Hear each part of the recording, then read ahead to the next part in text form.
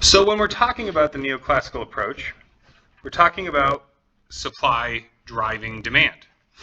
And when we're talking about supply driving demand, we can always refer to Say's law. Say's law is stated as such.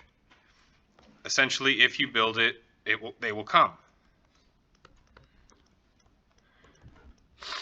It says supply creates its own demand.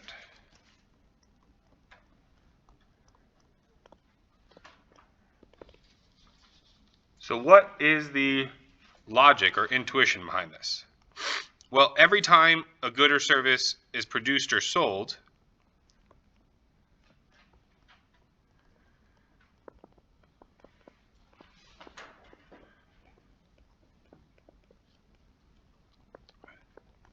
that represents income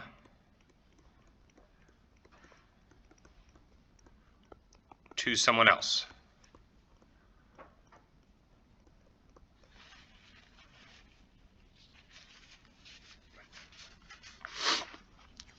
So neoclassical economists emphasize the importance, right? Neoclassical economists emphasize the importance of aggregate supply in determining the size of the economy over the long run. And again, part of what we're saying in here in Say's law is that supply creates its own demand in the long run. So what do we mean when we're saying in the long run?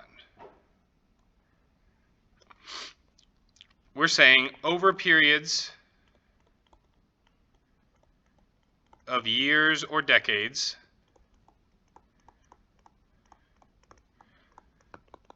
as the productive power of an economy to supply goods and services increases, the total demand grows at roughly the same pace.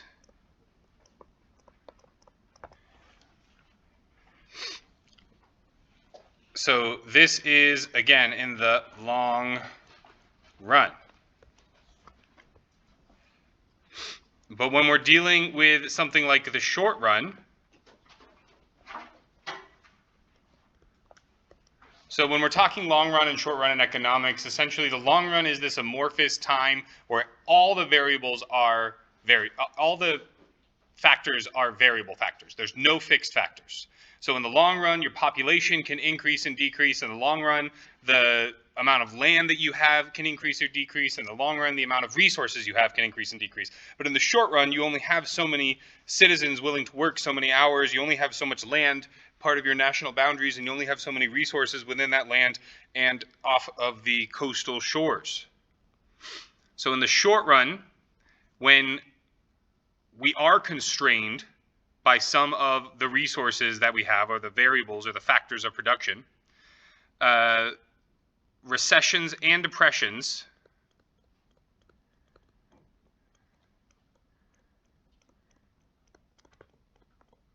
can occur in which firms as a group seem to lack demand for their products.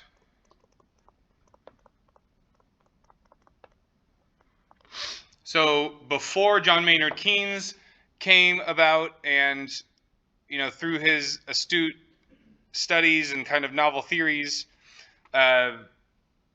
before that, there was this notion that the free market would kind of true itself out. That if the government just kind of kept its hands off, then these recessions and depressions, uncomfortable and painful as they may be, would naturally right themselves. That there was a self-stabilizing mechanism to the markets when recessions and depressions occur. But when we found that we were in the Great Depression and it was such a deep recession, and unemployment was 25%. People lost 90% of their portfolios, so on and so forth, right? The government needed to come in and prime the pump, so to speak. They needed to be the catalyst to spark the new fire, because without the government kind of hiring and injecting money into the economy, there was less and less economic activity, and we were in this death spiral. So neoclassical economists believe that these recessions and depressions, we need only wait them out, while Keynesian economists feel that, in the long run, one of the most famous quotes of John Maynard Keynes is, "In the long run, we'll all be dead," because neoclassical economists always said, well, things will be fine in the long run. In the long run, things will be fine. And he said, in the long run, we're going to be dead. We need to start thinking more about the short and medium term.